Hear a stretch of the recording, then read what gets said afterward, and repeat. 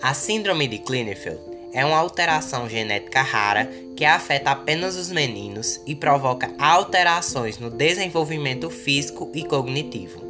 A maioria dos meninos com essa síndrome tem inteligência normal ou levemente reduzida. Muitos podem ter deficiências da fala e dificuldades para ler e fazer planejamentos.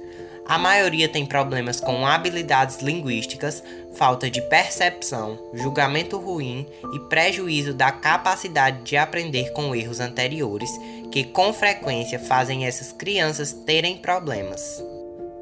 Ainda que suas características físicas possam variar consideravelmente, na sua maioria são altos e têm braços e pernas compridos.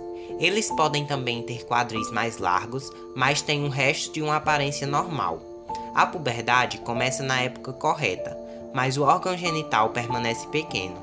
Na puberdade, o crescimento do pelo facial costuma ser escasso e as mamas podem aumentar um pouco, chamada de ginecomastia.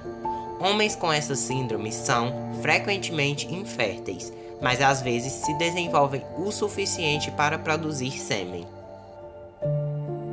Os homens com a síndrome de Klinefeld tendem a desenvolver diabetes mellitus, doença pulmonar crônica, veias varicosas, hipotireoidismo e câncer de mama mais frequentemente do que outros homens. Alguns meninos afetados têm 3, 4 ou até mesmo 5 cromossomos X junto com o Y.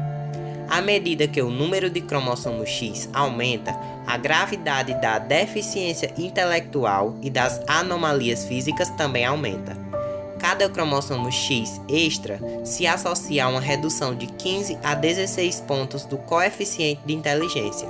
Sendo assim, a linguagem é a mais afetada, especialmente as habilidades de linguagem expressiva. O Dr. Klinefield passou a observar irregularidades dos níveis endocrinos, muito diferente dos naturalmente encontrados em indivíduos sem a condição. Os portadores da síndrome apresentam, então, elevada produção de hormônios, de folículos estimulantes e luteinizantes. Klinefield correlaciona a capacidade reprodutiva dos indivíduos, constatando indícios de infertilidade. A frequência da síndrome de Klinefield é relativamente alta, afetando um menino em cada 850 nascidos. Antes do nascimento, a síndrome de Klinefield costuma ser diagnosticada incidentalmente, quando um teste genético é realizado por outro motivo. Após o nascimento, inicialmente suspeita-se da existência dessa síndrome na puberdade. Um exame de sangue pode confirmar o diagnóstico da síndrome de Klinefield. Contudo, muitos homens são diagnosticados em uma avaliação de infertilidade. O diagnóstico é realizado pelo exame de cariotipo com banda G, a qual se analisa os cromossomos. O cromossomo adicionado é o X, resultando no indivíduo com XXY. Não há um tratamento em específico para a síndrome de Klinefelter. Cirurgia para redução de mamas e lipoaspiração até pode ajudar e podem ser empregadas sim, mas alguns afetados podem vir a ter filhos com procedimento de reprodução assistida. Meninos com a síndrome de Klinefelter, em geral, eles se beneficiam de terapia e de falta da linguagem e podem acabar se saindo bem na escola. Homens com síndrome de Klinefelter podem precisar receber testosterona, suplementar a partir da puberdade.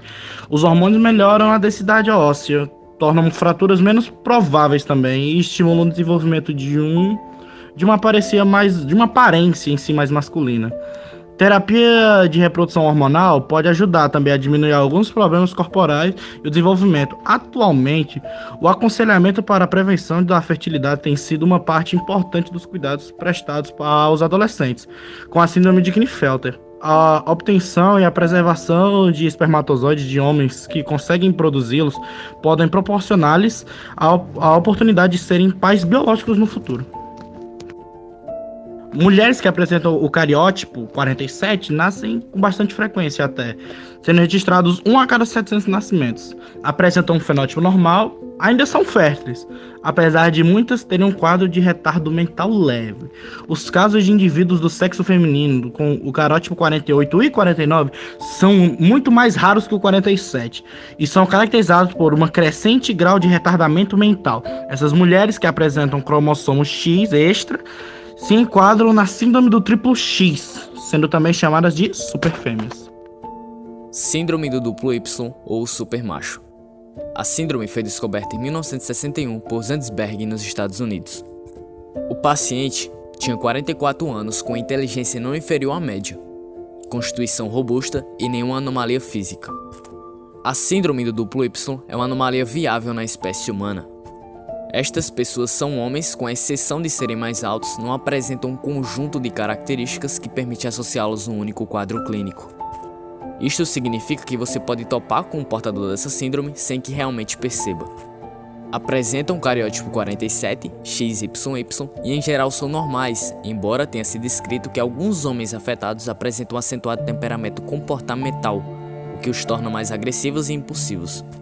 Antigamente, a síndrome era associada a um comportamento antissocial, já que também são relatados alguns problemas comportamentais como distração, hiperatividade e crises de fúria.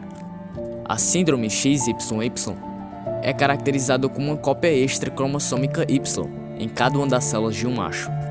Embora, os homens com essa condição podem ser mais altos do que a média, onde esta mudança cromossômica normalmente não causam características físicas incomuns. Indivíduos com cariótipo 47, XYY, ocorre com frequência de um caso por 1000 nascimentos masculinos.